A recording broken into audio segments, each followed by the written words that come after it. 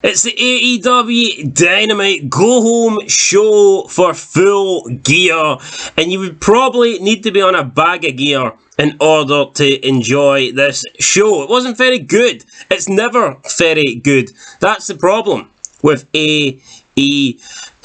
But we kick off tonight with match 1, Jericho Appreciation Society. It was Jericho teaming up with Sammy Guevara to take on the team of the Blackpool Combat Club.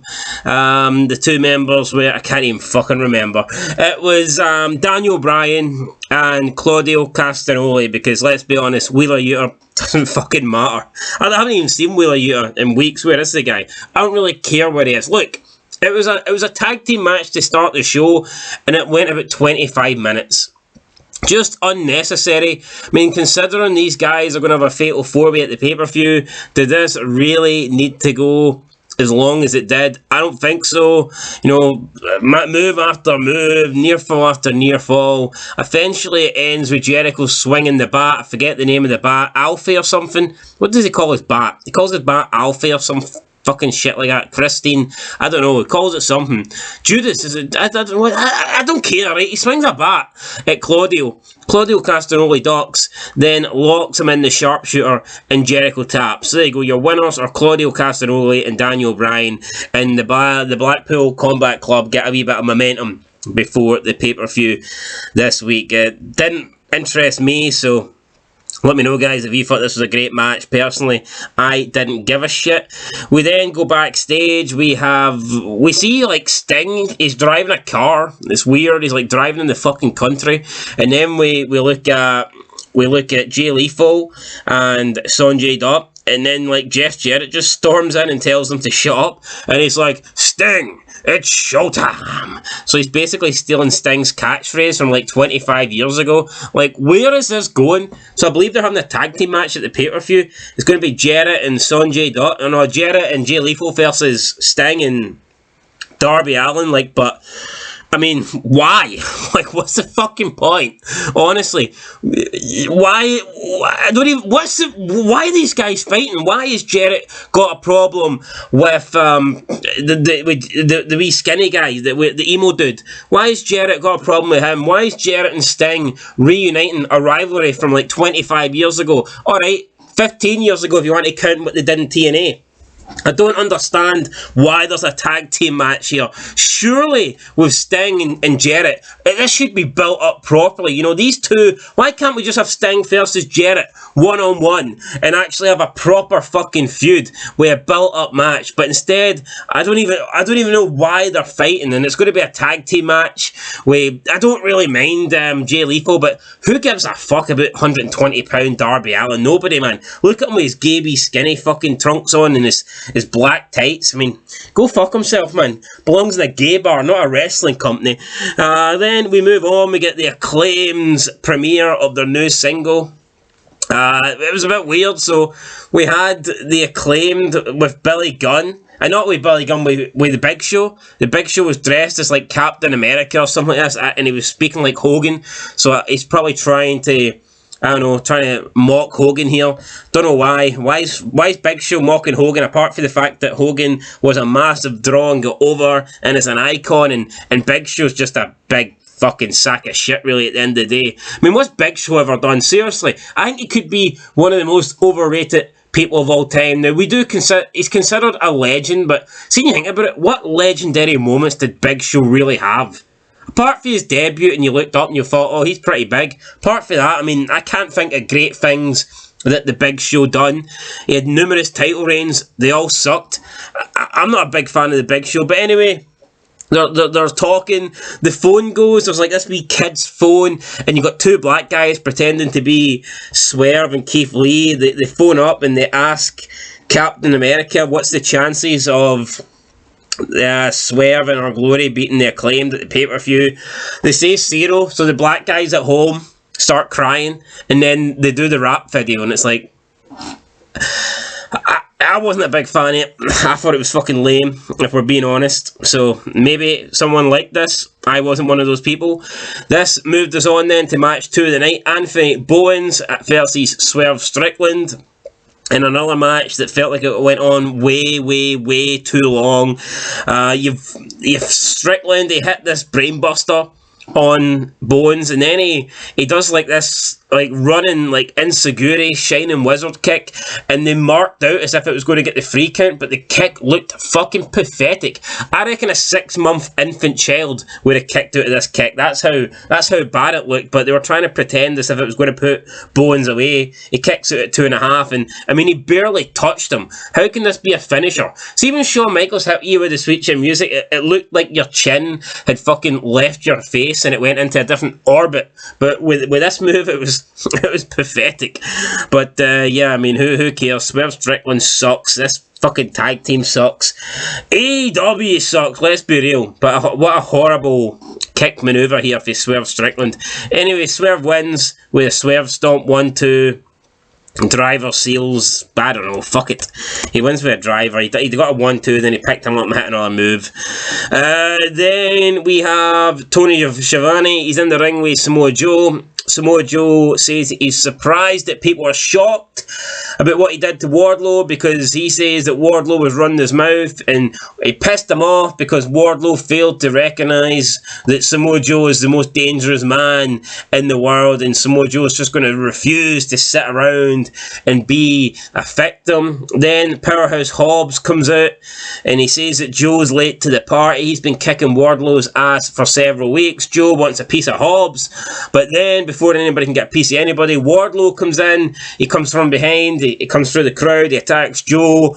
Hobbs gets in. We've got a freeway brawl going on for about 2.7 seconds before the entire AEW roster come out, aka a bunch of bums come out and break up this brawl. Why would they want to break up? Why would the locker room be fucking rushing out just to break this up? The locker room rushed out before any authority figures or any officials rushed out. So why would the locker room be coming out to separate this? It makes no sense. Why would the locker room give a fuck? Honestly, why would they care if three big guys are beating the shit out of each other? You know, sometimes it's different if you see the officials there first, the referees, and then maybe the referees are asking for the help of the locker room. But this was weird. All the locker room ran out first, and then like 10 seconds later, the officials came out. I don't know, man. Then you can't say, oh, well, the officials told them backstage. No, because it was almost like they were waiting behind the curtains. As soon as these three began brawling, you fucking see, it was, first of all, it was Butch on the Blade, two big fucking bums, two nobodies running out to make the save. And why? Why would they care? You can try and make the save, but there's no save in this show. Garbage. Absolute garbage. Then we get a Britt Baker promo. And you know what? I was going to give her credit until she mentioned, but basically she said a lot of shit that she said in previous weeks about how she's the face of this division, she's the heart and soul. But she says how she hasn't wrestled in Madison Square Garden, but she's wrestled in Daly's Place in front of zero fans, keeping the spirit of wrestling alive during a terrible pandemic. Fuck Britt Baker, trying to get some sympathy for it because she wrestled in a fake pandemic. Who cares?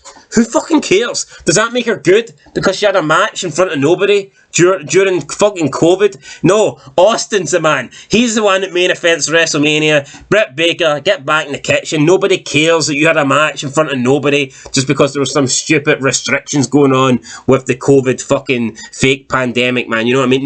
No one cares. Absolutely no one cares. Then we get AEW World Trio title match, Death Triangle versus three guys I've never seen before in my life, and surprise, surprise, Death Triangle win.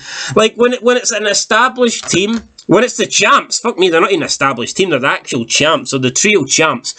When you got the trio champs taking on a team that I've never seen in my life before, who's going to win? You tell me. Obviously it's the champs, but it went about 10 minutes. Like, why? Like, if it's the champs versus people that are just literally enhancement talent, it should be over in 30 seconds. It shouldn't be going 10 minutes. Just more blatant, you know, evidence here that AEW don't know what they're doing. Pac grabs a mic, and for me that was time to turn off the TV. Nobody cares what Pac's got to say. Then we got an AEW World Title Eliminator, Ethan Page versus Bandido. Who the fuck is Bandido? At first I thought it was Luchasaurus, but apparently it's not. Apparently it's just some 6'2" guy in a mask. Paige hits a body slam off the top rope, followed by the Eagle's Edge. 1, 2, 3, Ethan Page wins. The only good thing about Ethan Page is that the fact that he stole his finisher for a fucking legend. So there you go, Ethan Page sucks. But Razor Ramon was pretty good. He was the bad guy, but unfortunately this is just a bad show. Then we move on to Saraya.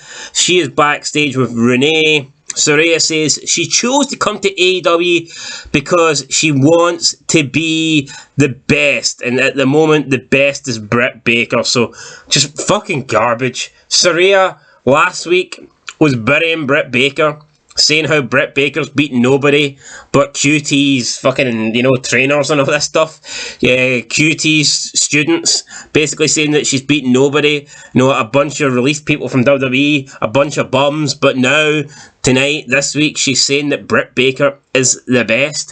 If Saraya really wanted to beat the best, she would be in WWE against the likes of Becky Lynch and Charlotte Flair. So no, you do not want to beat the best. You want to beat some big-nosed fuck from AEW that's overpushed. That's what you want to do. I mean, honestly, Britt Baker cut one decent promo and had one match where she was bleeding, and all of a sudden she's made it to be this big star. It was similar to like Becky Lynch, but I will give Becky Lynch credit. She's a lot better than Britt Baker.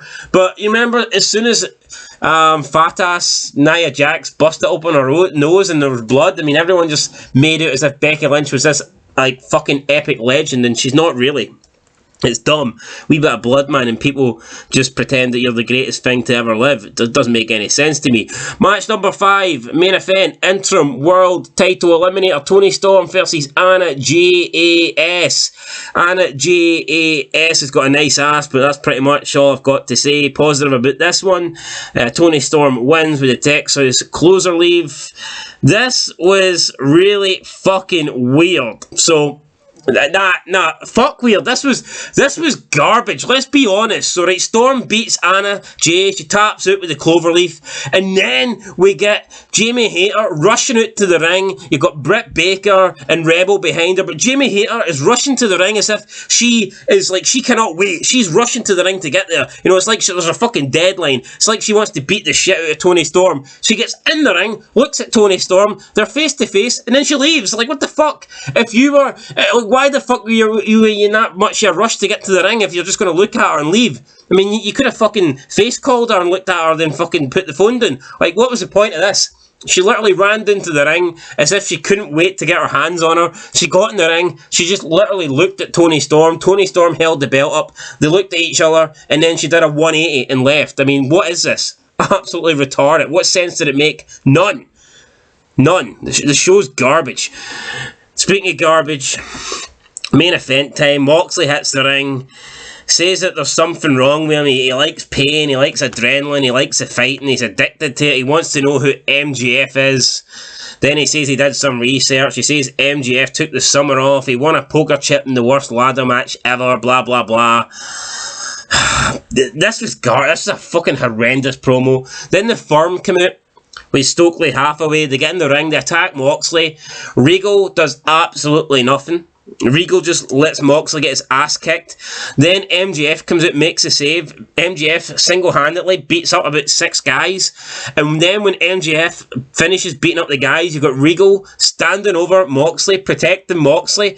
But why the fuck is Regal protecting Moxley? Moxley needed to protect for the Firm. He doesn't need protection from MJF. MJF was there to make the save. Yet Regal is standing over Moxley as if he shot himself. I mean, he has this stance like he's an 80-year-old man. What the fuck's happened to William Regal, man? Jesus Christ. But I mean, if he wants to protect Moxley, why wasn't he protecting him 2 minutes ago when Big Cass was like jumping all over him? But no, he's protecting him when there's nobody to protect him from. What?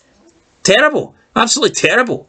Then MJF picks up the mic and he says one of his catchphrases that he said before. He says something about the worst thing the devil done was confuse. He talks about how he needs to be the champion. He says how he needs to be the AEW champion. He needs the belt more than he needs to breathe, because he says if you have the belt That means you're the best wrestler on God's green earth. And he says the greatest trick the devil ever played was convincing the world he doesn't exist. MJF says he is the devil.